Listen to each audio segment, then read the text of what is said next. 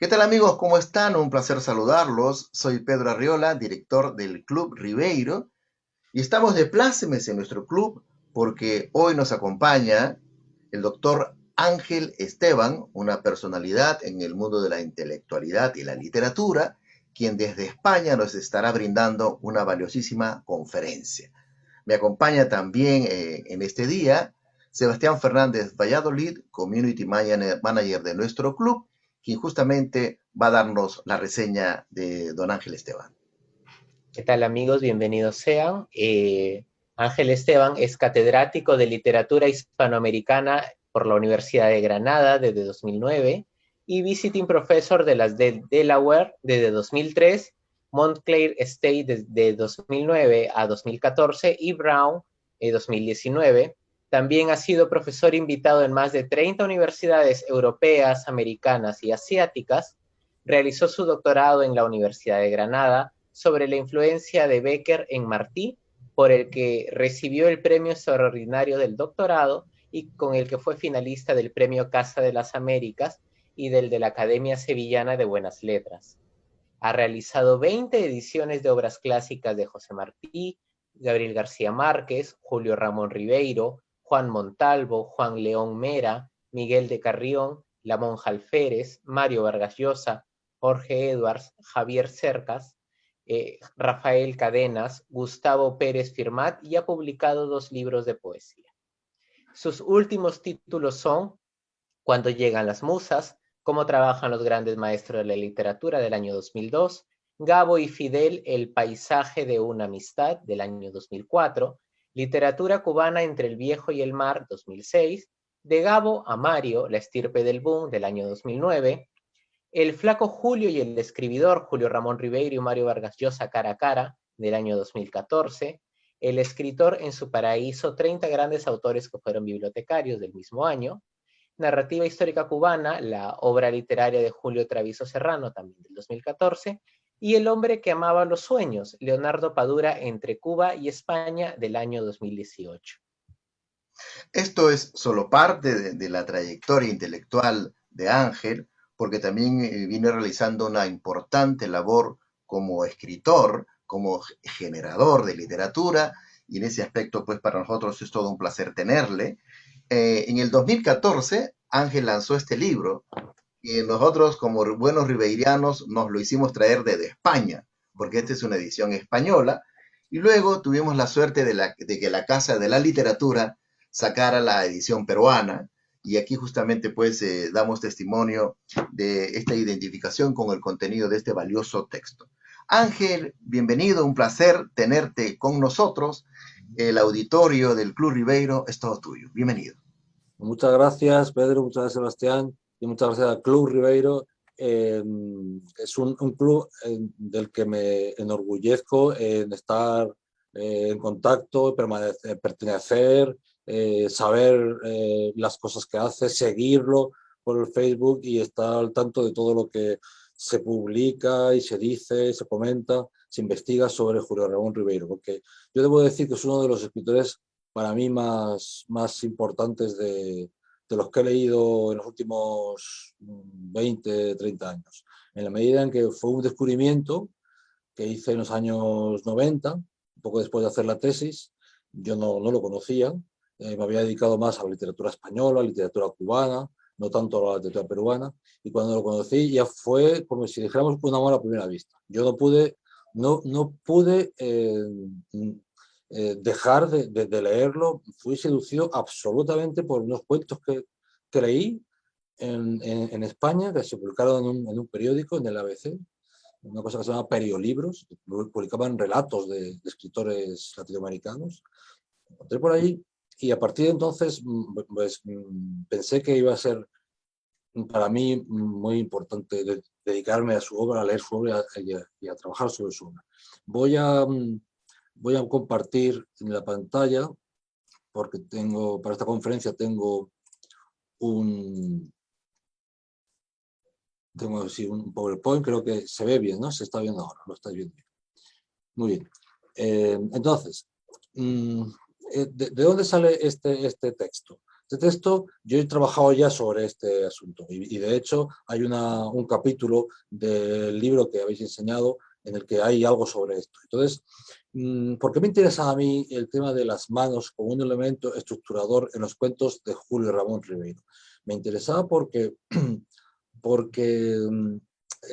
Ribeiro hay como una dicotomía entre las seguridades que le dan a él la escritura, es decir, la idea de que existe la perfección, puede existir la perfección en la escritura literaria, y luego las inseguridades que le da la vida, y las inseguridades que tiene en sí mismo, como escritor que pueda llegar a conseguir una obra perfecta, bien hecha, una obra que sea útil y que guste y que tenga una calidad literaria aceptable, ¿no?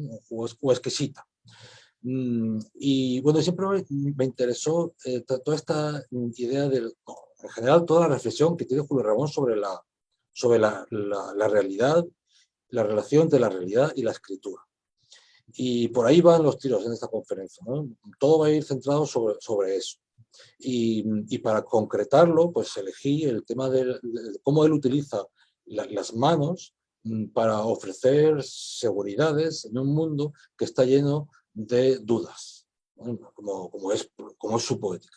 Entonces, en las prosas pátridas, número 182, dice lo siguiente: el artista de genio no cambia la realidad, lo que cambia es nuestra mirada.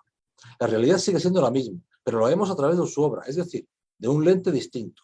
Este lente nos permite acceder a grados de complejidad, de sentido, de sutileza o de esplendor que estaban allí en la realidad, pero que nosotros no habíamos visto. Es decir, una cosa es la realidad y otra cosa es la escritura. Es decir, cómo se manifiesta, cómo se describe esa realidad. Y entonces, ¿quién es el artista genial? El artista genial es aquel que tiene un modo de sentir la realidad, de acceder a la realidad a través de la literatura y poder provocar que el lector acceda también a esa realidad a través de la mirada. Eso me parece muy interesante y yo creo que es como la clave de todo esto. Otra de las prosas patrias dice: el arte del relato estriba en una sensibilidad para percibir las significaciones de las cosas. Para plantear todo esto es parte de la teoría que él, como sabemos, explicó en pequeñas dosis, en sus prosas apátridas, en algunos comentarios, algún artículo, incluso dentro de su obra de ficción también había reflexiones, por supuesto, en La tentación del fracaso. Es decir, en todo tipo de escritos había reflexiones sobre lo que es y lo que no. Es decir, cómo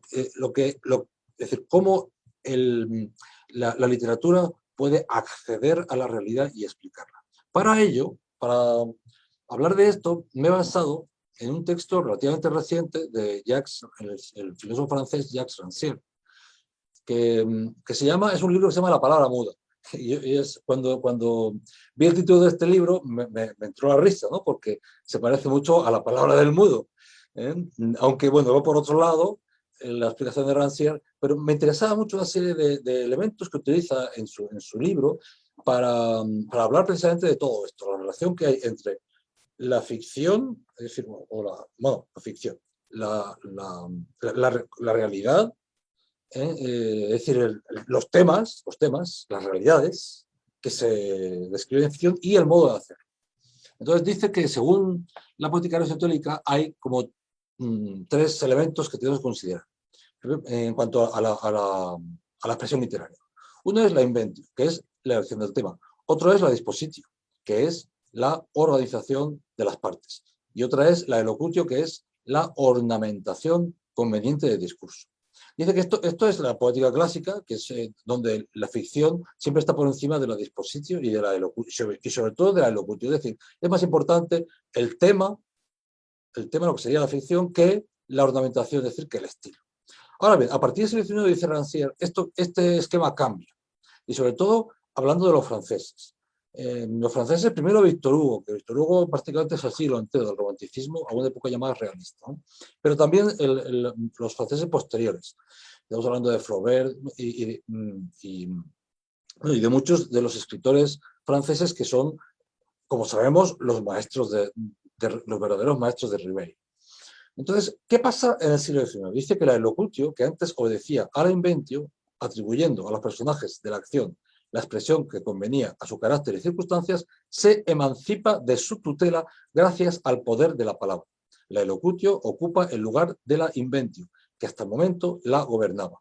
Ahora bien, esta omnipotencia del lenguaje también es una inversión de su jerarquía interna. Ahora es la parte material del lenguaje, las palabras con su poder, la que ocupa el lugar de la parte intelectual. La sintaxis que la subordina a la expresión del pensamiento y el orden lógico de una acción.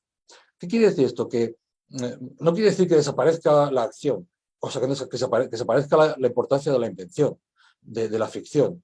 Es evidente que los temas tienen importancia, pero lo que está ocurriendo a partir de ese es que el mundo de la expresión, va a ser más importante que el mundo digamos, del contenido, hasta tal punto que el contenido va a depender de la expresión, es decir, la inventio va a depender de la elocutio.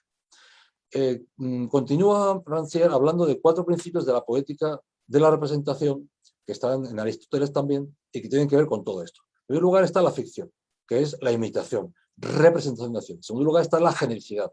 Toda ficción, toda idea, toda acción tiene que ser conforme a un género.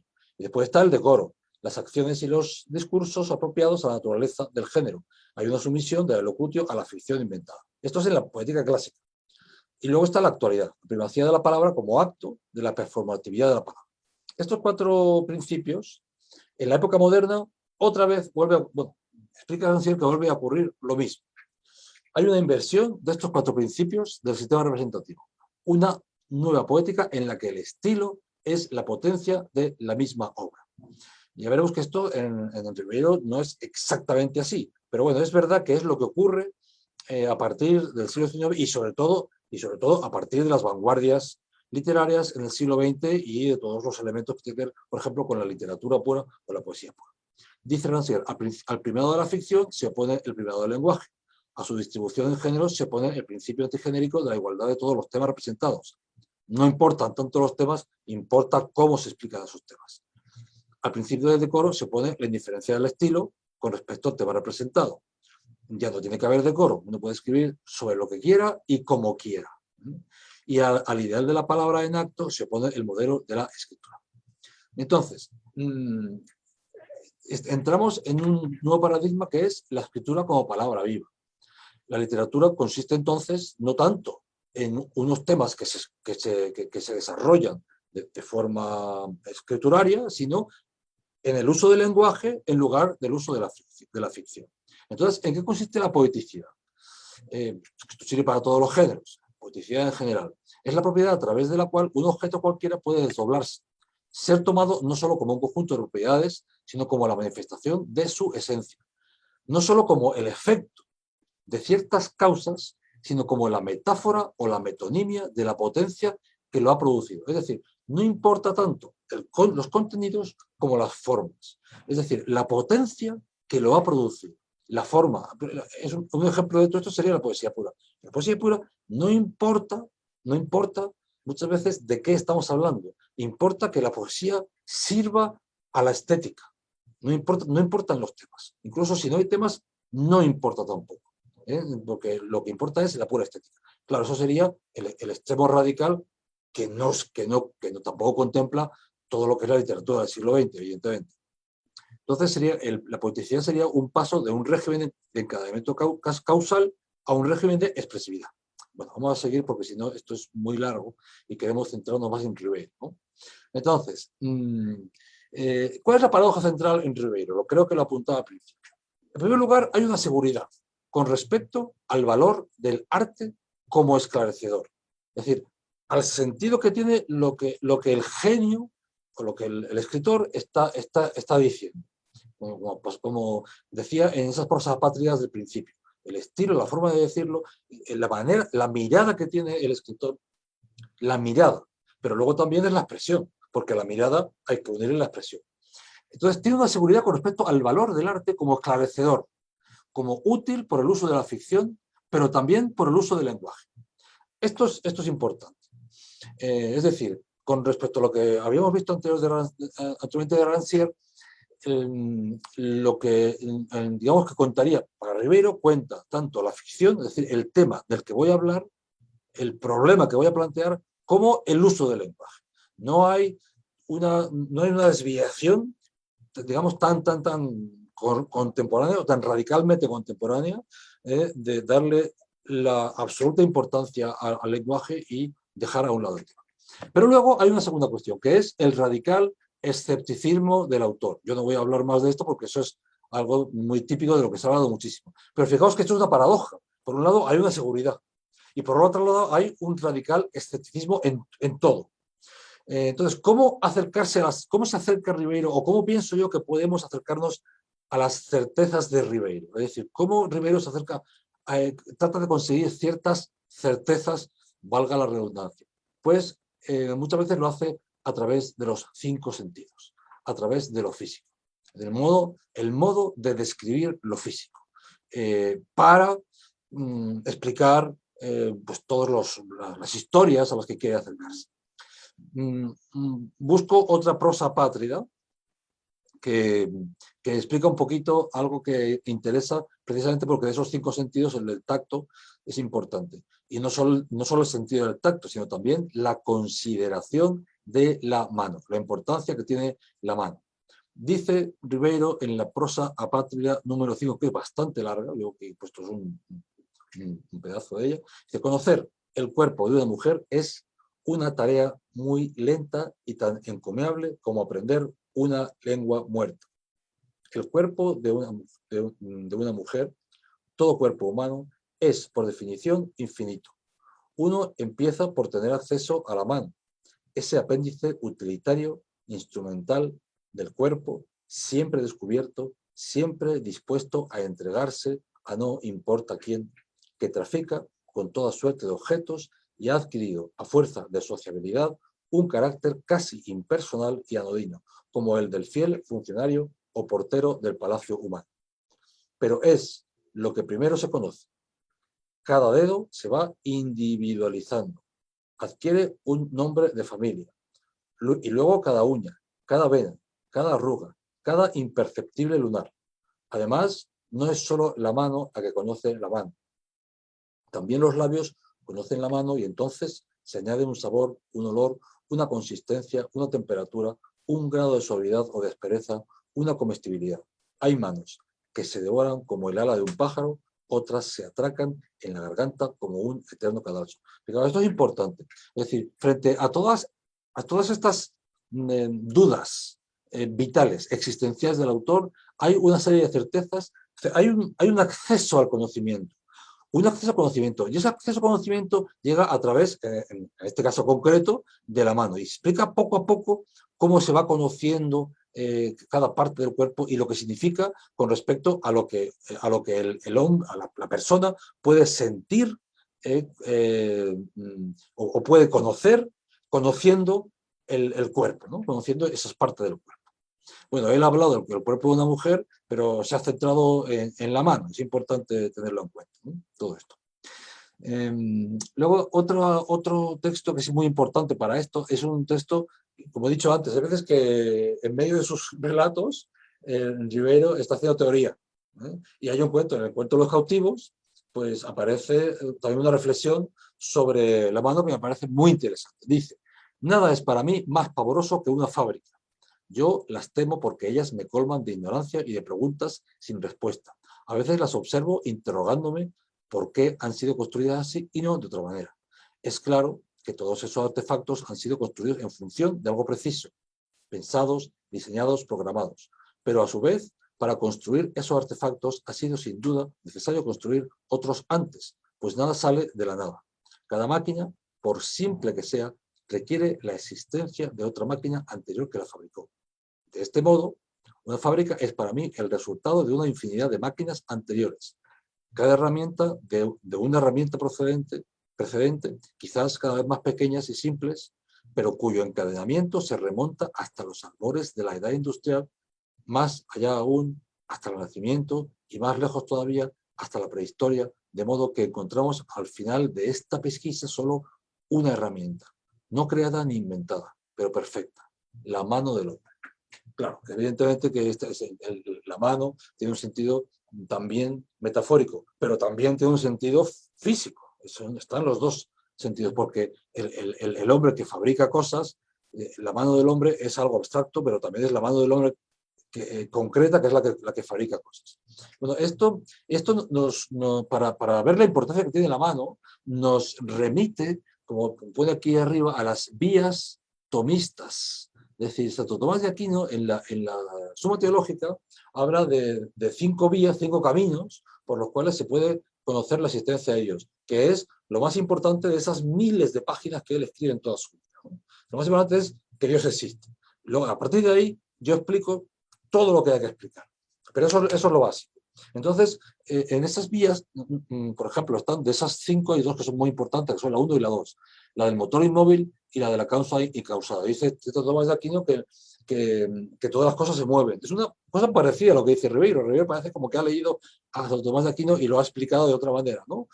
Para sus propósitos. Entonces dice, en la vida hay cosas que se mueven, todas las cosas se mueven. Entonces, bueno, las cosas que se mueven porque otro las ha movido. Entonces, el anterior ha sido movido por otro, y el anterior ha sido movido por otro. Todas las cosas se mueven porque alguien lo mueve. Entonces, no podemos llegar a una suma infinita de casos de gente que se mueve porque otro lo ha movido, porque alguien tiene que ser el primero.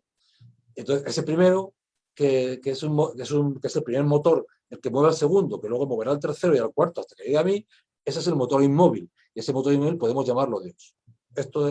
Y lo mismo con las causas. Dice Santo Tomás de Aquino, todo está causado por otra cosa, y todo causa otra cosa.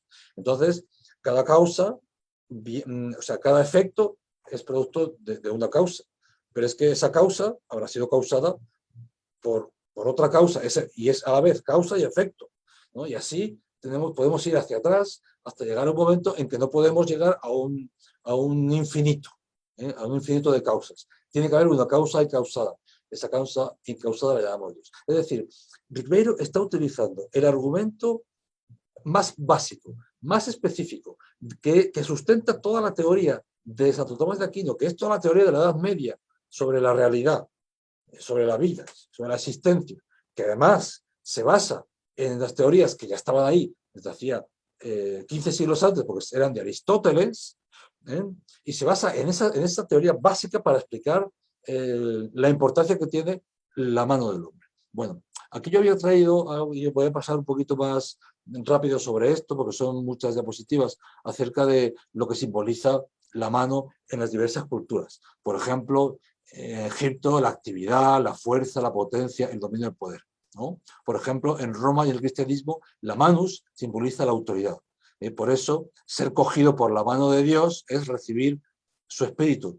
Por eso, cuando a alguien le imponen las manos, en el bautismo, en la confirmación, cualquier sacramento, hay una transferencia de energía y de potencia divina, espiritual, que viene, es decir, si las manos nos imponen, no ocurre esa transferencia de la potencia. De ahí la importancia que tienen las manos en el cristianismo.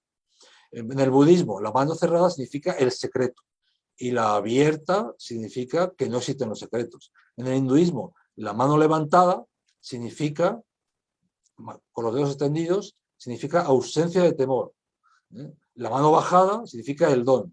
El puño cerrado, con el índice extendido apuntando al aire, significa amenaza. Bueno, eso significa no solo en el hinduismo, sino en todos lados. Cuando alguien lo hace así, es que lo están amenazando, ¿no? Bueno, Schneider habla también del estado interior. Schneider dice que la mano tiene un papel extraordinario con respecto a los demás órganos, porque es manifestación del estado interior del ser humano, pues ella indica la actitud del espíritu cuando éste no se manifiesta por la vía acústica. Importante esto lo he sacado del diccionario de símbolos de Cirlot. Bueno, evidentemente son actitudes interiores, espirituales o morales, como veremos también en la cuestión en los cuentos de Ribeiro. Bueno, también es importante la mano en su relación con los ojos. El psicoanálisis dice que la mano que aparece en los sueños es la equivalente al ojo y por tanto tiene la capacidad de ver. Esto es importantísimo. Muchos años antes, siglos antes, este paralelismo ya había sido visto por San Gregorio de Niceno en su obra sobre la creación del hombre. Las manos del hombre están ligadas a la visión y al conocimiento, porque tiene como fin el lenguaje, ¿no? Seguimos más adelante con las manos y los ojos. Por ejemplo, en el niño que está aprendiendo a tomar contacto con la realidad, la mano y el ojo evolucionan y aprenden de un modo similar. Dice Charles Bell lo siguiente: esta facultad de buscar el objeto la va adquiriendo el niño lentamente. Los movimientos del ojo se perfeccionan gradualmente, igual que los de la mano. En ambos órganos se realiza una operación compuesta. La impresión en el nervio sensorial se acompaña de un esfuerzo voluntario para acomodar la acción muscular a la misma. Veremos también en Ribeiro cómo existe esa relación entre el ojo y la mano. Bueno, y luego también la mano y el ojo adquieren valor y función gracias a la práctica, como dice Wilson. Y luego también, por supuesto, y esto también es una cosa muy básica, las manos tienen mucho que ver con la capacidad lingüística. Los signos que decimos los acompañamos de gestos, ¿eh? Entonces es un modelo de comunicación. Los gestos pueden ser un modelo de comunicación autónomo, como dice aquí, y de hecho el lenguaje de signos es un lenguaje que fundamentalmente se refiere a las manos, pero siempre están relacionados en una actividad normal, están relacionados los signos lingüísticos con los gestos. Armstrong, Stokoe y Wilcox dicen: con sus manos, su cerebro desarrolla de un gran aumento de circuitería neural, ojo, cerebro, mano. Los homínidos pudieron muy bien haber inventado el lenguaje, pero no limitándose a ampliar la función nominal que algunos animales poseen, sino hallando el lenguaje verdadero con su sintaxis y vocabulario en la actividad gestual. Es decir, que junto con, decir que en el principio de la actividad lingüística pudo haber un acompañamiento de los signos lingüísticos con la actividad gestual. Y ya por último, las manos y la personalidad, que es algo también muy importante en Ribeiro. Bueno, se habla de la quiromancia. Se habla de la quiromancia, pues la quiromancia dice Aristóteles que es la más antigua de las artes, es la interpretación de las manos, es decir, lo que tienen las manos te dice, lo que tienen las rayas de las manos, la figura de la mano, dice mucho de tu personalidad. Y dice Wilson que desde el punto de vista de un quiromántico hay dos psicologías marcadas en las manos de cada persona. Primero, hay una combinación, o sea, una personalidad que es combinación de comportamientos aprendidos, talentos innatos. Eso está clarísimo, ¿no? Pero luego, por otro lado, están también las huellas digitales. Se interviene en los dos elementos, tanto en los talentos innatos, en las costumbres, los comportamientos aprendidos, como en las huellas digitales. Bien, entonces vamos a empezar ya a hablar directamente. Solo pondré algunos ejemplos para que veamos, porque, bueno, evidentemente la presencia de las manos en los cuentos de Ribeiro pues es impresionante. Pero bueno, hay algunos cuentos en los que se define mejor esa presencia y se describe de la forma que lo estamos viendo aquí. En primer lugar son vamos en dos tipos de mensajes. El primer mensaje es lo que decía al principio, lo que tiene que ver, lo que relaciona la ficción con la elocutio. La inventio con la locutio, el tema con el estilo. Y en segundo lugar, todas estas ideas que hemos dicho de lo que significa la mano, desde el punto de vista psicológico o desde el punto de vista antropológico. Vamos a ver primero algún aspecto muy brevemente sobre el cuento en la comisaría. Un cuento muy conocido de Ribeiro que está en Los Gañazos sin plumas. Sabemos que trata sobre el ambiente que hay en la comisaría, en sus cuentos detenidos. El comisario, en un momento dado, dice que va a dejar en libertad a quien dé una paliza, al panadero, que está en la prisión por pegar a su mujer. Entonces Martín, que lo acaban de llevar detenido a la comisaría, pues se debate entre quedarse ahí y no hacer nada, o bien realizar ese acto que le piden, porque ha quedado con Luis a mediodía para ir a la playa, y bueno, si no sale pronto, pues no va a poder quedar con ella, y entonces puede haber ciertos problemas, como vamos a ver. Esos problemas están inscritos precisamente en las manos, ¿no? Entonces el narrador de un momento anota: observó sus puños cuyos nudillos estaban cruzados de cicatrices. En esa parte de sus manos, y no en las palmas, estaba escrita toda su historia. Evidentemente, esto es una metáfora, es una imagen, pero es también algo físico que tiene que ver con cómo son las manos. Es decir, ¿por qué estaba escrita su historia? Bueno, porque evidentemente era una persona que se dedicaba, está diciendo, esto no lo sabemos, pero ya lo imaginamos, una persona que es violenta y que se pelea mucho con la gente, entonces tiene las manos llenas de tiene los puños, los nudillos llenos de cicatrices. Pero fijaos que tiene que ver con esto que decíamos anteriormente, algunos de estos teóricos sobre las manos, en la mano está nuestro destino, nuestra definición como personas, y, bueno, y aquí es donde se manifiesta. Bueno, más adelante comentan el narrador. Martín se miró los puños, aquellos puños rojos y sarmentosos que en Surquillo habían dejado tantos malos recuerdos. Las últimas palabras del comisario golpearon sus oídos. Si alguno de los detenidos quiere salir, no tiene más que darle una paliza a este miserable. Otra vez las manos. Esos puños habían dejado en Surquillo tantos malos recuerdos, ¿no? Es decir, su vida está escrita, es como una especie de palimpsesto, ¿no? Las manos de este señor de Martín es como una especie de palimpsesto, en el que están unas cicatrices y otras encima, y si profundizamos en esas cicatrices, estamos conociendo la historia de esa persona. Entonces, bueno, luego baja un poco del puño a la mano el narrador en un momento dice: Martín bajó la mano y sintió un estremecimiento. Una imagen, una cara, un cuerpo fresco y fugitivo pasaron por su memoria. Casi sintió contra su pecho velludo el contacto de una mano suave.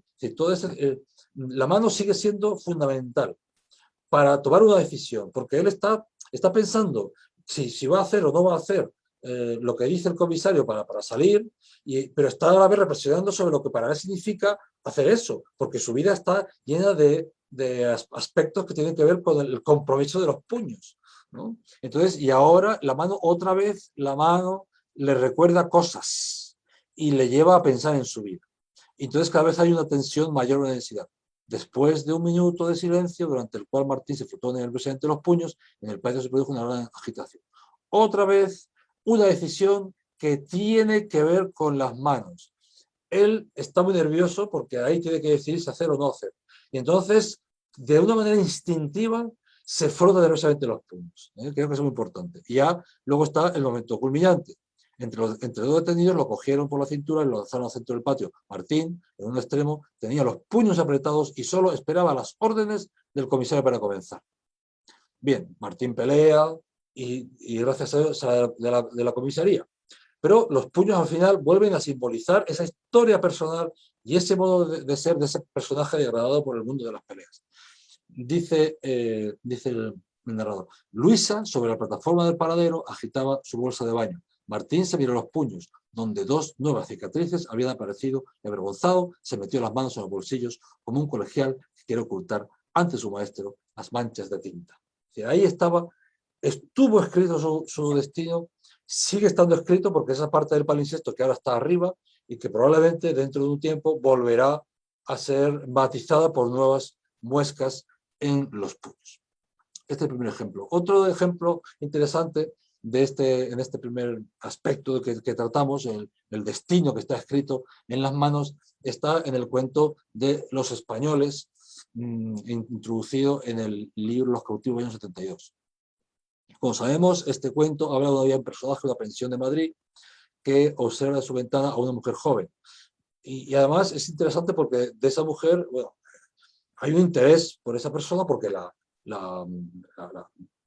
observa constantemente, pero no se describe su aspecto físico, solo se describe sus manos. Y además, con mucha precisión. Dice: al cabo de unos días volví a verla. Mi presencia parecía incomodarla, pues cada vez que me distinguía, cerraba la ventana o retiraba el torso, dejando abandonadas en el alféizar un par de manos pensativas. Esto me parece muy interesante, ¿no?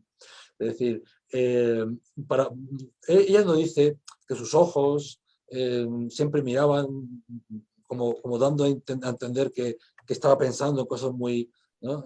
Que su boca, ¿no?, mascullaba. Son las manos, unas manos pensativas. ¿Qué significarán manos pensativas? Es decir, él lo tiene muy claro, cómo era esa mujer. Esa mujer era una mujer pensativa por lo que hacía con las manos. Es decir, estaba su vida estaba marcada en esas manos, ¿no? De alguna manera, por lo menos desde el punto de vista de que las estaba viendo, ¿no? Yo miraba esas manos con pasión, diciéndome que para un buen observador toda la historia de una persona está contenida en su dedo meñique. O sea, ya no solo en la mano, Ya no solo en la mano, sino incluso en el dedo meñique tú puedes saber cómo es una persona. Pero a fuerza de examinarlo, solo deduje que se trataba de una persona lánguida, esbelta, espiritual y desgraciada. Bueno, son 4 características que pueden definir perfectamente a una persona. Primero pensativa, pero luego lánguida, esbelta, espiritual y desgraciada. Y todo eso él lo sabía con el meñique. Fijaos, qué interesante. Estamos ante un escritor, lo que decía al principio, que es que eso se manifiesta constantemente, con unas dudas absolutas acerca de la vida, acerca de sí mismo, acerca incluso de su valor como escritor, y sin embargo consigue manifestar certezas por una serie de elementos que tienen que ver con, con lo que escribe acerca de, por ejemplo, en este caso, de las manos. Entonces, las manos de ella despertó su curiosidad. A tal punto me intrigaron esas manos que yo, especie de araña ocupada en tejer sobre el papel mi vana mantelería, me aventuré a recorrer durante el día los pasillos de la pensión. Es decir,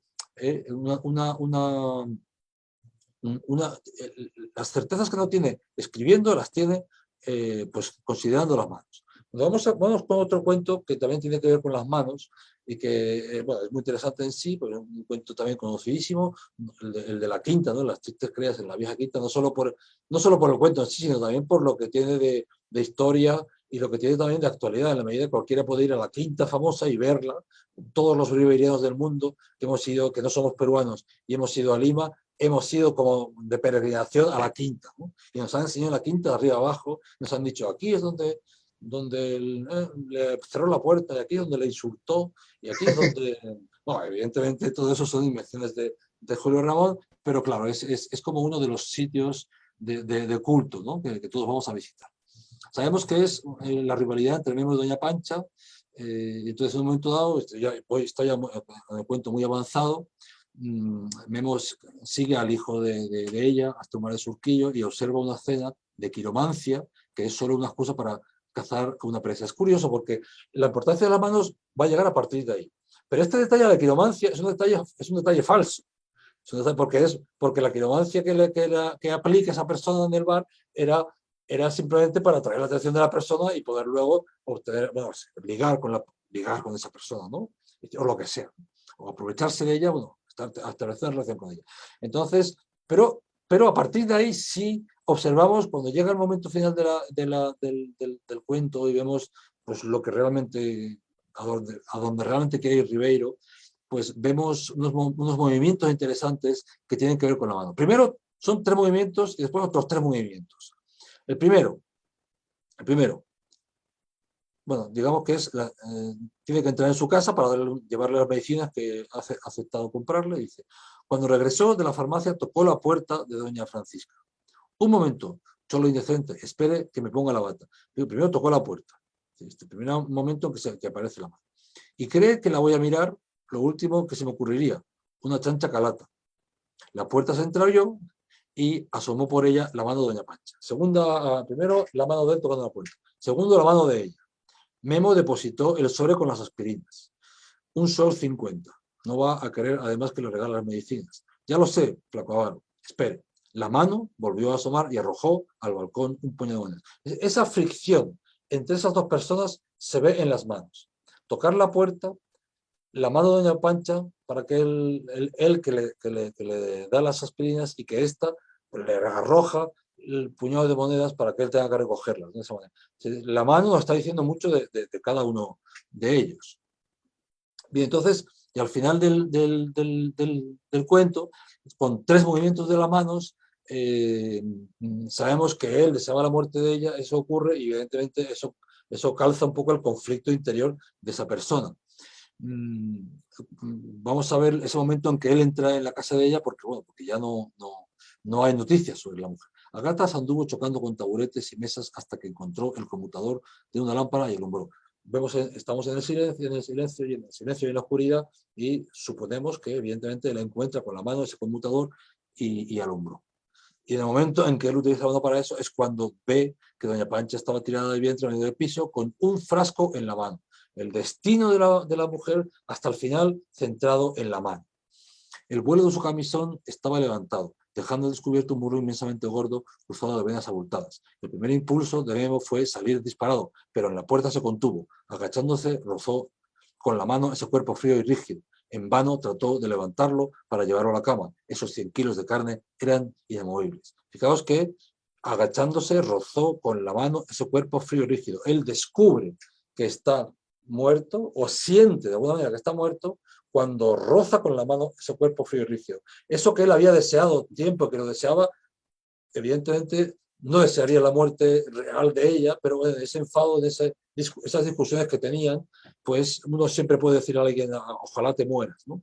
Y eso que ocurre, precisamente cuando él es consciente de eso, es cuando la toca con la mano. Y esa mano en los momentos cruciales de la vida, del destino de la vida.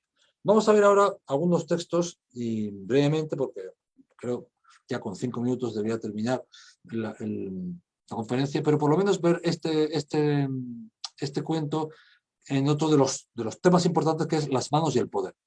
En Una medida para Virginia, también conocemos el cuento, incluido en el próximo nivel, en el año 72. Bueno, Virginia, sabemos que Virginia salva a la mujer del alcalde de morir ahogada, y todo el alcalde le ofrece una fiesta para ponerle la medalla de mérito civil.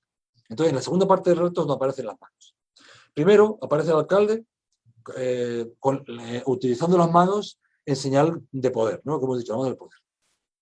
Dice el alcalde, dice el narrador, un hombre alto, bien conservado, con las sienes grises, iba de un grupo a otro saludando con gravedad, invitando a cigarrillos o dirigiendo con un gesto de la mano la distribución de los alcoholes. Es decir, él saludaba, ¿no? Ese señal de poder, ¿no? O diciendo, ponerle cuidado esa botella para allá, es decir, con las manos manifestado su poder. Cuando habla con ella, señorita López, dijo el alcalde, avanzando las manos, otra vez señal de poder, hacia ella, pero también de cordialidad con ella, porque evidentemente, pero es el poder que tiene, de poder darle la medalla, ¿no? Se ha hecho usted acreedora a la medalla más preciada de nuestro ayuntamiento. Bueno, llega un momento en que esto de repente aparece como una especie de duda. ¿Por qué? Porque las siguientes que aparecen las manos de este señor ya no parecen de una manera, ya no parecen mostrando realmente ese poder, sino que es cuando ya Virginia sale a la terraza, que está un poco cansada o abatida de esa fiesta, entonces, bueno, quiere irse de donde está toda la gente, y al salir, al mirar hacia un extremo, distinguió al alcalde de pie, con un cigarrillo en una mano y un vaso en la otra, observándola. Tal vez se había refugiado allí antes que ella, tal vez la había seguido, luego lo vio acercarse y tirando al avanzar su cigarrillo por encima de la mano. Es decir, cuando aparece ahora en otro ámbito, que no es el ámbito oficial del sitio donde está la fiesta, y él dirigiendo con sus manos todo el asunto, ya es de otra manera, porque aparece con un cigarrillo en la mano y un vaso en la otra. Y luego aparece, tras un diálogo entre los dos, el alcalde seguía inmóvil con una mano en la baranda mirando fijamente los frutales. Ya no tenía la mano el cigarrillo y el vaso en la otra, sino que la mano estaba en la baranda. Estaba mirando fijamente los frutales. Es decir, ya una mano que esta mano ya no está directamente relacionada con lo que está haciendo él, sino que hay como una especie que, es decir, ¿por qué ya esta mano no es la que manifiesta el poder? Creo que es interesante.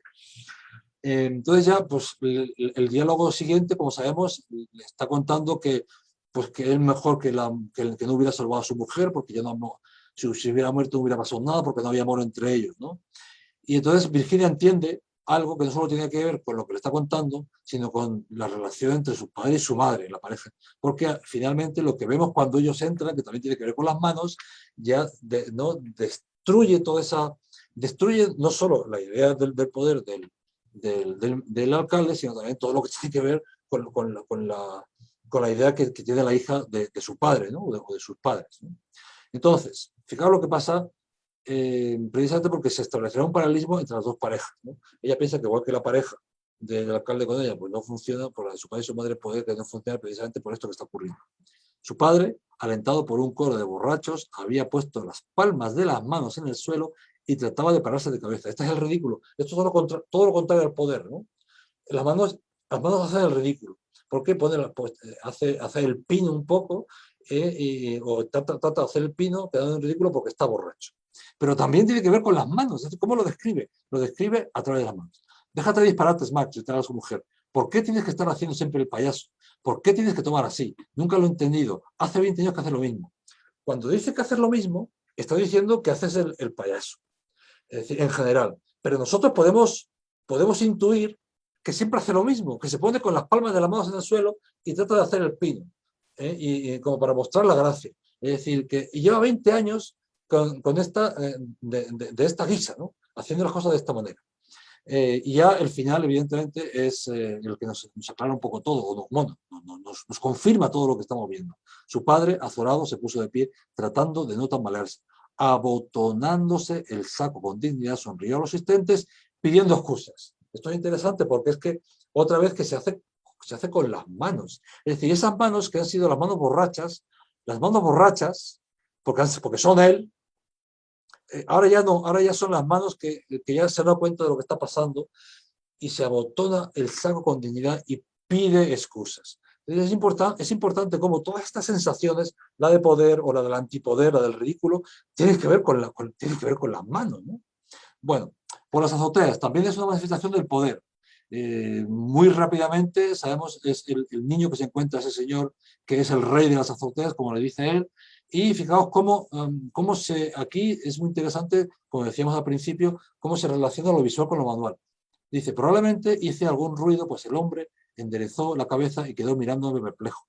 El gesto que hizo con la mano lo interpreté como signo de desalojo y dando un salto me alejé la carrera. Es decir, este era el hombre, el rey de las azoteas, y lo que decía ahí él era lo que se hacía. Entonces, con un gesto de la mano, este niño sabe que tiene que irse ahí.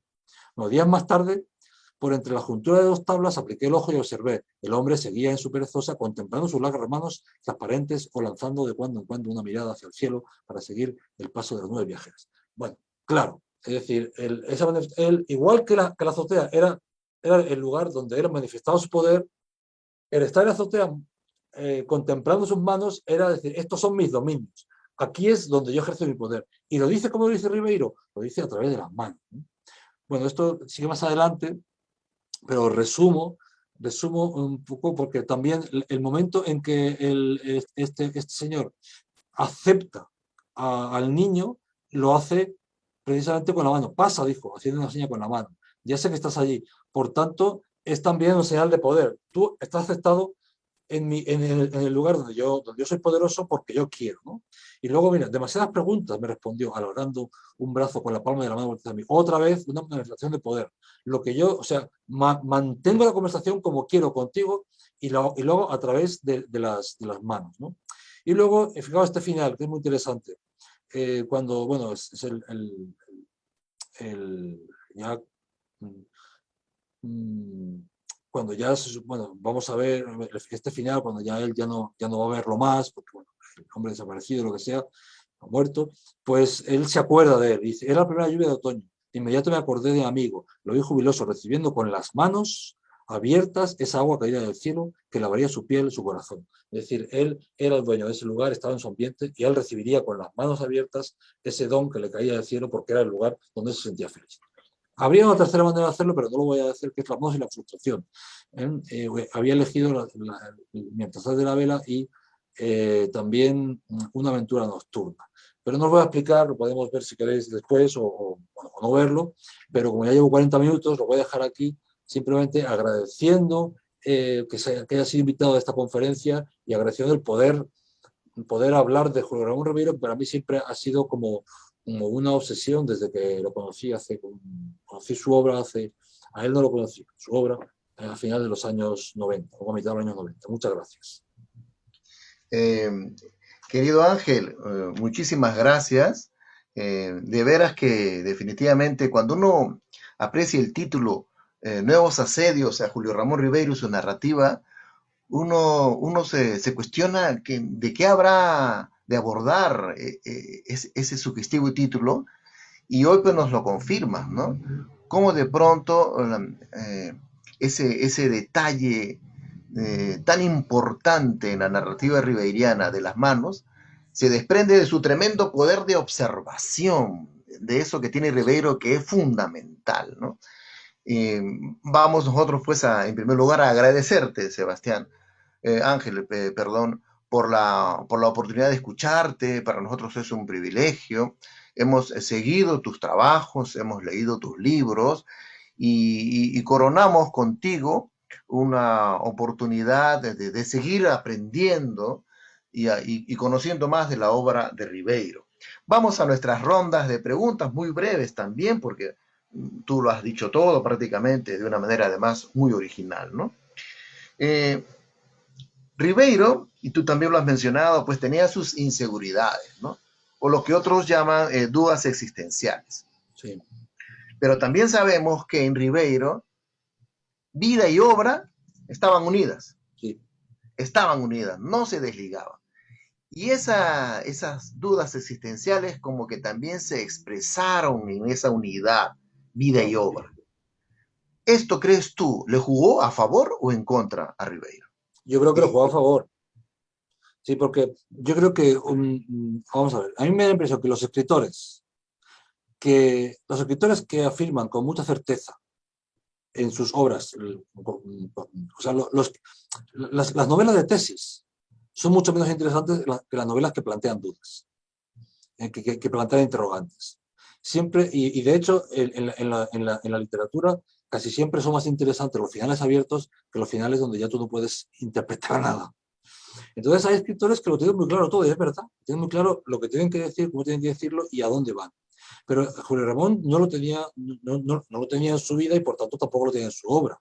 Es decir, la cantidad de personajes que son dubitativos, el profesor suplente, ¿no? Este hombre que no es capaz de entrar cuando le dan un trabajo, es tan dubitativo y es un hombre ¿no? tan poco seguro de sí mismo que es que se ha preparado la clase 1000 veces y no es capaz de entrar. Bueno, y tiene que volverse a casa sin entrar en la escuela.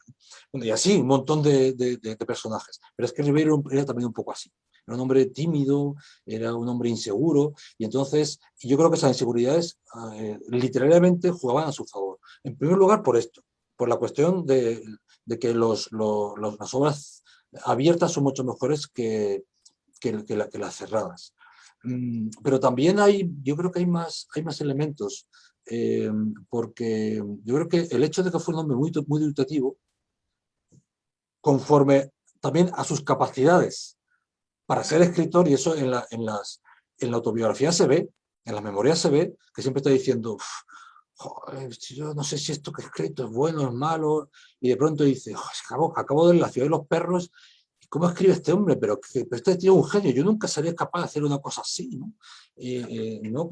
Cuando en el año 62, 63, ¿no? Leyó la novela de Vargas Llosa y empezó a tener una especie de envidia sana de decir, pero bueno, qué novelón. Bueno, y así, este hombre dubitativo, entonces yo creo que eso les poleaba para esforzarse muchísimo para escribir bien, porque era muy inseguro. Aquellos que están muy seguros de lo que hacen, a lo mejor escriben cualquier cosa y dice, esto es buenísimo. Él no, él dudaba mucho y por eso era un hombre que se esforzaba, y por eso era un hombre que escribía cuentos. Él no podía escribir, bueno, escribió novelas, pero él no podía escribir muchas novelas, porque él necesitaba sentirse muy seguro de lo que estaba haciendo. Y eso solo podía hacer en un formato, yo creo, aparte que un formato que se ajustaba mucho mejor a su personalidad. Pero para él controlar una novela de 200 páginas era mucho más difícil que controlar un cuento de 5 páginas. Porque ahí sí que puede saber mejor dónde está cada elemento y si esta palabra está bien o está mal, este adjetivo está bien o está mal, este recorrido está bien o está mal, esta frase final está bien o está mal. Es decir, eso es más complicado hacerlo con una novela. Y yo creo que por eso escribía, porque bueno, por eso aprovechaba mucho, pero creo que también por eso es que escribía más cuentos que novelas. Bien, excelente respuesta. En el libro, en la exposición, usted ha desarrollado perfectamente la tesis, bueno, de las manos, ¿no? Como este elemento estructurador en gran parte de los cuentos, sobre todo en cuentos bastante clásicos, ¿no? Sí. Consagrados, sobre todo. Sí. Y precisamente estos cuentos consagrados tienen a los personajes ribeirianos por excelencia, ¿no? Eso es. En Ribeiro, los personajes podemos decir que nacen con el destino escrito, Sí. o en realidad la mano es la prueba fiel de que el destino se va atrasando a través de experiencias, ¿no? ¿Qué nos podrías comentar? Pues no sé qué decirte, bueno, es que está muy bien la pregunta, porque evidentemente puede ser las dos cosas, es decir, hombre, da la impresión es que dependiendo de los cuentos, Porque, por ejemplo, en el cuento de los puños de la comisaría, parece que el destino se va forjando en cada una de las... Aunque, claro, también hay algo de constante, porque siempre son los puños. Es decir, por qué lo que hace este hombre siempre es el mundo de la... ¿Por qué lo que está alrededor de su vida es el mundo de las peleas? Entonces, se puede interpretar de dos formas. En otros cuentos por ejemplo, el que hemos contado sobre la medalla para Virginia, ahí sí que parece que se va haciendo mientras, todo se va constatando mientras se va actuando, ¿no? Porque en el caso del alcalde, la manifestación del poder llega un momento en que desaparece. En cuanto él deja de ser el hombre público y empieza a ser el privado, es un fracasado también. Entonces, digamos que no, hay digamos que podría haber de las dos formas. Sí. Pedro, tu audio. Ah, sí, que no sé. Perdón, perdón. Ahora, Te sí. hemos escuchado, Ángel, en tu conferencia, evocar a Ribeiro, cuando él decía que la percepción de la realidad se da a través del tamiz de la literatura, por ejemplo, ¿no? Sí, Porque él la elabora en torno a ella, ¿no? Y sí. también sostiene Ribeiro que la literatura es un modo de conducta y que el arte del relato, como tú bien has recordado, estriba en una sensibilidad para percibir las significaciones de las cosas. Eso es. Pero a su vez Ribeiro sostiene que nunca se podrá conocer la verdad y sobre todo sobre esta gran duda, él elabora todo su sentido de su escepticismo. Claro. Entre otras cosas, él dice pues que la única certeza es que no hay certezas, ¿no? Eso es. Pero no es contradictorio esto, Ángel. Bueno, No, esto es yo más que contradictorio diría que es paradójico. Y es lo estaba explicando al principio, ¿no? Decía, vamos a ver, por un lado bueno, hay ciertas cosas que le dan un estatuto yo he dicho sí, cierta certeza, porque no es una certeza total, sino una cierta certeza, no hay ciertas certezas. Lo que pasa es que esas ciertas certezas no son absolutas. O sea, yo creo que prevalece en él la duda, el escepticismo, y eso yo creo que es clarísimo que en él hay a lo mejor en un 80% de manifestación de dudas en su obra y un 20% de manifestación de certezas. Pero dentro, digamos, de este pensamiento, que es un pensamiento que tiene que ver con su vida, fundamentalmente con su vida, también con su obra, yo creo que lo que más certeza le daba, o sea, aquello de lo que más seguro estaba, es aquello que tenía que ver con la mirada. Esto es lo que comentaba yo al principio, ¿no? Es decir, el escritor es aquel que tiene una mirada distinta. Es decir, ¿de qué está seguro él? Él está seguro de que hay gente que sirve para escribir y que hay gente que no sirve para escribir. Que en el fondo es lo único que le interesaba en la vida. Bueno, o es de las pocas cosas que le interesaban en la vida. Le interesaba también el vino, los amigos, las relaciones personales, pasarlo bien, ¿no? Pero no le interesaba ni ser diplomático. Él, yo creo que fue diplomático a pesar de ser diplomático, a pesar de él, ¿no? Lo que quería era escribir, ¿no? Y para él el trabajo verdadero era el trabajo esforzado de escritor. Y si tenía que vivir de otra cosa, de recoger cosas por la calle, botellas por la calle, llevar de un sitio, pues lo hacía, como le pasó en Europa.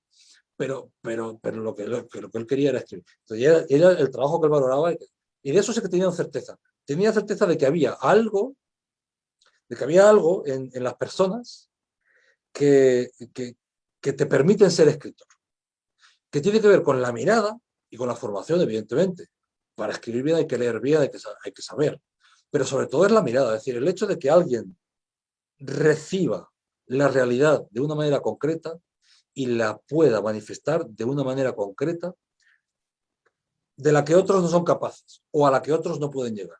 Yo creo que era su mayor certeza. Y esa mayor certeza tenía que ver también con el tipo de vida que él aplicaba o pensaba para esa cosa que le llevaba a las certezas.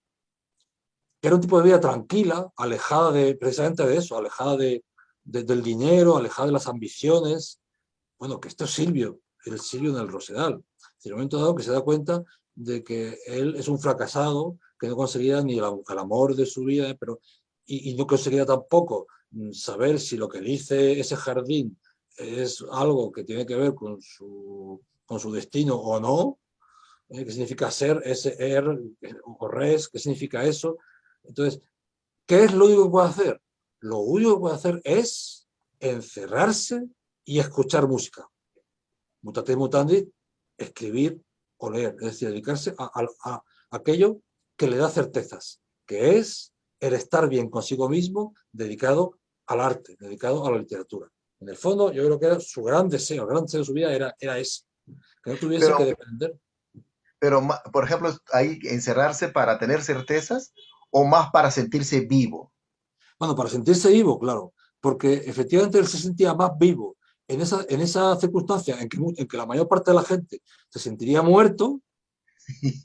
Yo pensaba, el otro día pensaba, ¿qué habría pasado, preparando la conferencia, qué le habría pasado a Ribeiro si hubiera vivido esta pandemia? Es decir, haber estado meses encerrado en su casa sin poder salir, a lo mejor lo habría celebrado, ¿no? Como loco. Como loco, poder esa alegría, poder dedicarse a leer, a escribir y a beber vino de Burdeos, ¿no?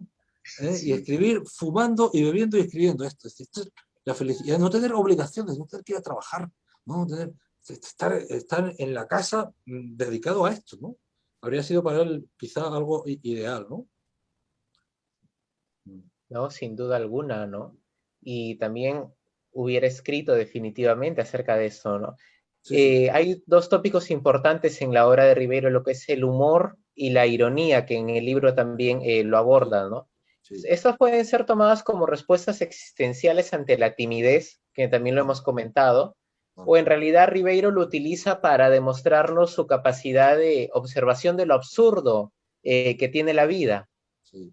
Bueno, yo creo que un poco de todo. Eh, pero fundamentalmente yo creo que para Ribeiro la ironía es parte de ese escepticismo, ¿no? Tiene que ver con el escepticismo. Es decir, una salida al no poder saber las cosas es tratarlas irónicamente, tratarlas de una manera despegada, como separada de ti, ¿no? Como para no comprometerte demasiado con ellas. ¿Eh? Entonces es una manera de resolver existencialmente algo que intelectualmente y racionalmente no puede resolver. Yo creo que más o menos es así. Ángel, Sí, en el texto que hemos leído de tu libro, hay una frase que a mí ha sido reveladora. Leí la frase y tuve una epifanía en el sentido de que me expliqué muchas cosas. Me expliqué tal vez por qué gusta tanto Ribeiro. Eh, Pienso, y te comparto esta idea, a ver qué te parece, que ese escepticismo de Ribeiro en realidad una especie de avanzada, pero que detrás de él está muchas cosas que sí nos explica, muchas cosas y nos para acceder a algunas, no sé, pero sí aproximaciones.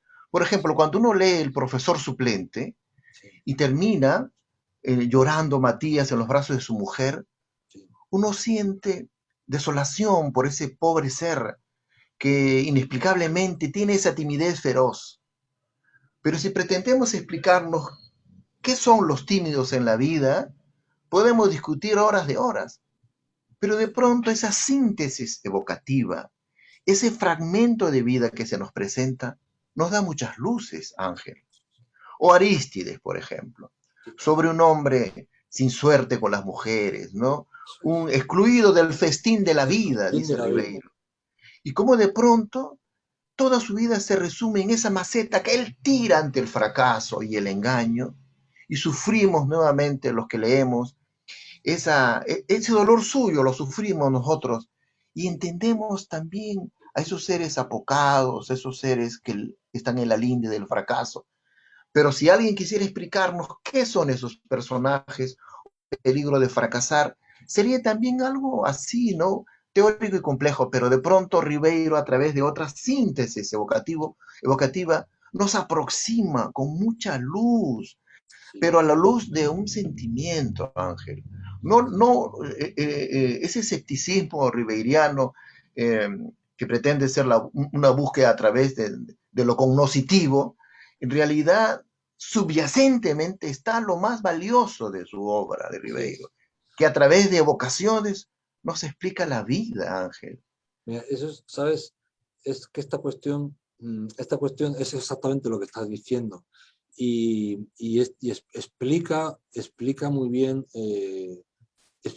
no solo cómo era él y lo que él fue capaz de dar, sino explica también el hecho de que tenga una enorme popularidad como escritor en Perú. Y te voy a decir una cosa, en Perú por supuestísimo, pero cada vez más fuera del Perú, Ribeiro ha empezado a ser un clásico.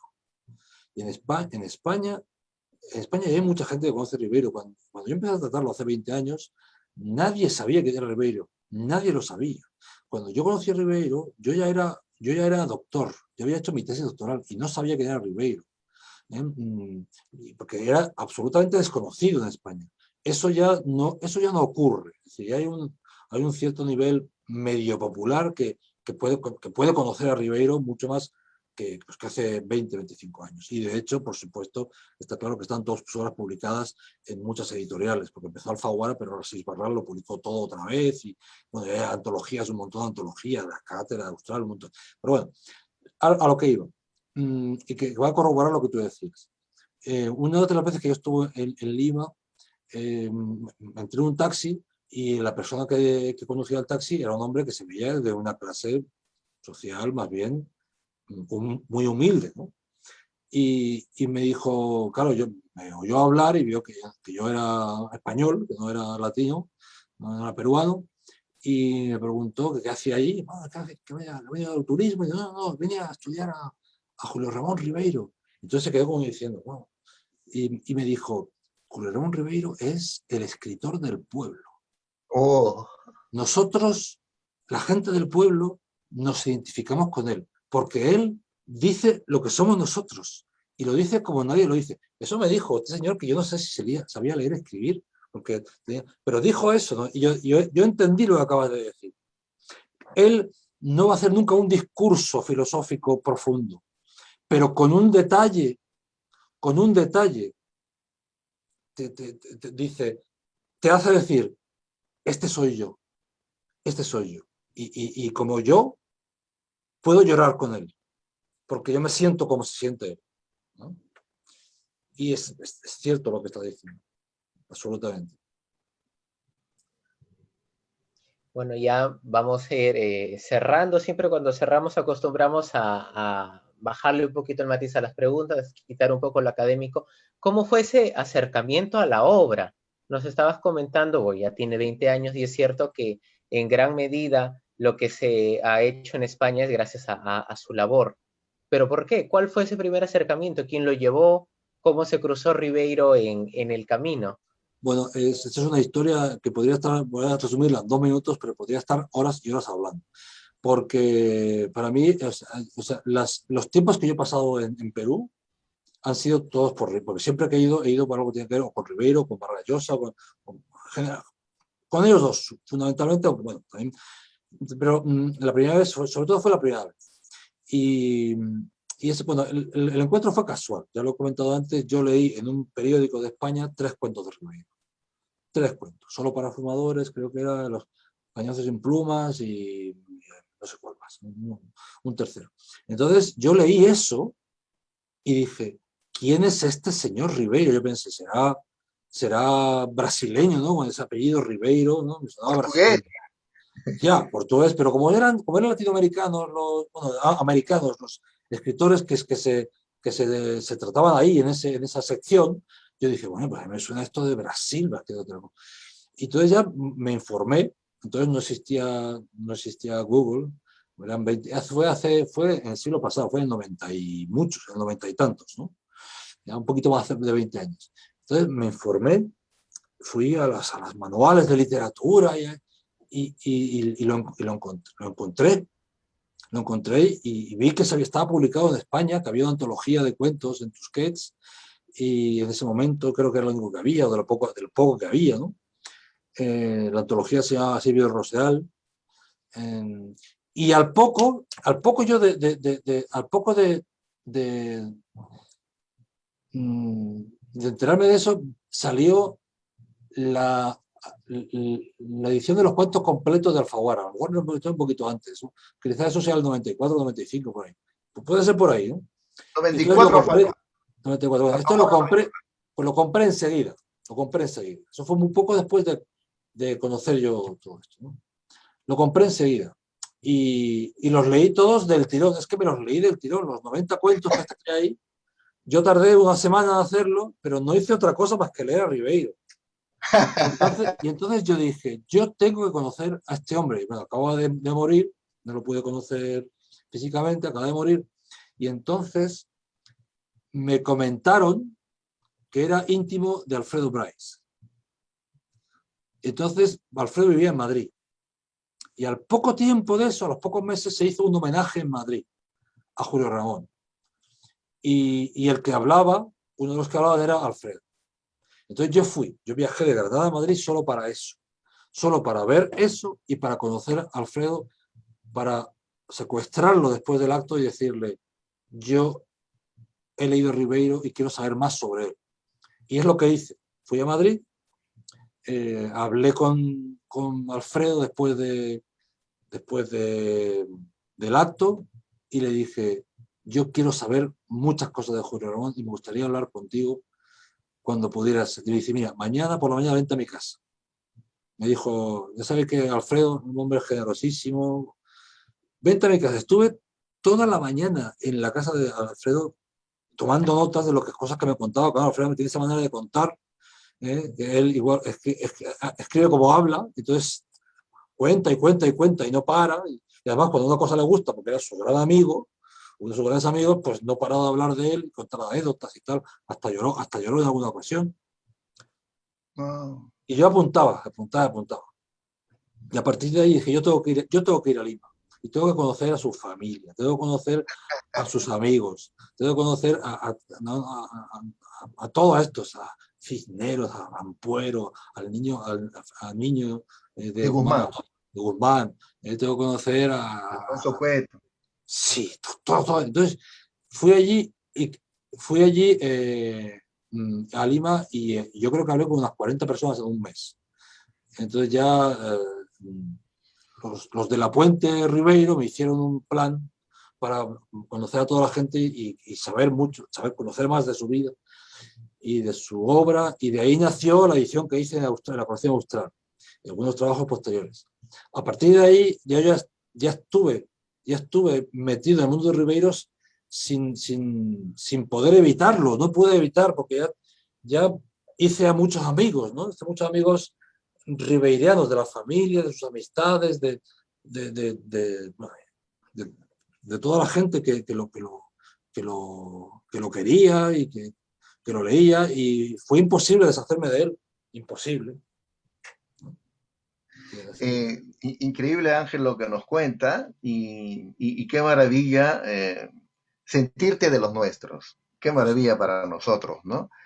Y qué maravilla también, Ángel, comprobar con profunda satisfacción que a este personaje enjuto, tímido, a quien en su momento, queriendo darle un puyazo peyorativo, se le dijo que era el mejor escritor del siglo XIX, Sí, sin saber que eso sería una premonición y una profecía que a la postre abonaría a su vigencia. absolutamente. Porque si bien Ribeiro no formó parte del boom por precisamente no experimentar con el lenguaje como los del boom, o no escribir o pretender escribir la gran novela total, porque él solamente regaba una maceta Eso es, frente a esos monumentales escritores que sembraban bosques. eso es, Entonces, luego el tiempo lo ha reivindicado. eso Ya es. han pasado más de 25 años de su partida, pero ahora, por ejemplo, En el Perú y en Hispanoamérica se viene publicando su obra como nunca. Está por salir, te cuento, no sé si lo sabes, en Penguin Random House, nuevamente la reedición de su obra completa. Ah, qué bien. En esta transnacional, imagínate, ¿no? Qué bien. Entonces, esto abona la vigencia. Sí, sí. Pero tú, para terminar ya nuestra conferencia, ¿a qué atribuyes, además de lo que yo te digo, esa vigencia, esa autoridad de este flaco querido? Bueno, lo primero, lo que hemos dicho antes, es una persona que llega y que cualquier persona que lee eso se identifica, ¿no? Y luego también hay una cuestión de estilo, es decir, hay una cuestión de estilo. Es decir, el estilo de Julio Ramón Ribeiro, el estilo, es decir, la manera de escribir. Es una forma de escribir atractiva que te impele a seguir leyendo. Es un escritor, a mí lo que más me gusta de él es que yo creo, es una cosa que ni se la oí, ni he oído declaraciones de él en ese sentido, ni cosas que haya escrito en ese sentido, ni alguien que haya hablado en ese sentido, pero yo estoy convencido de que era un hombre que escribía para no aburrir, o sea, entre otras cosas. Es decir, aquellos que me escuchen, aquellos que me lean, que estén siempre necesitando seguir leyendo, es decir, que no puedan parar de leer hasta que terminen el cuento. Eso se puede hacer. Eso es más fácil hacerlo con un cuento que con una novela. Bueno, es más necesario, diría, más necesario hacerlo con un cuento que con una novela. Yo creo que en su mente, aunque fuera de una manera consciente, estaba eso. Yo no puedo perder un segundo en lo que estoy diciendo. No puedo distraerme una palabra. Todo lo que digo tiene que ir centrado en transmitir algo, transmitir una cosa. Y eso pasa hasta en sus cuentos largos, ¿no? Solo para fumadores es un cuento magnífico, que es bastante largo, puede ser como una especie de novela, pero que es que uno no puede dejar de leerlo, tiene que seguir leyendo porque es que está entre el aspecto irónico, de autoironía, que es magnífico, ¿no? Y las cosas que está contando, a ver a dónde quiere llegar, es imposible dejar de leerlo. Yo creo que eso es fundamental. La cuestión del estilo. Bueno, evidentemente la elegancia del estilo también, pero sobre todo eso. Perfecto. Bueno, pues Ángel, hemos estado hablando en familia. Claro. En familia. Sí. Felices de haberte tenido, agradecerte también sobremanera tu participación. Esperamos que esta primera sea el vaticinio de otras que siempre te vamos a estar agradeciendo, Cuando queráis, cuando queráis. porque Ribeiro tiene muchos tópicos en su narrativa e incluso en su propia novelística, ¿no? Que es aún un mundo por explorar.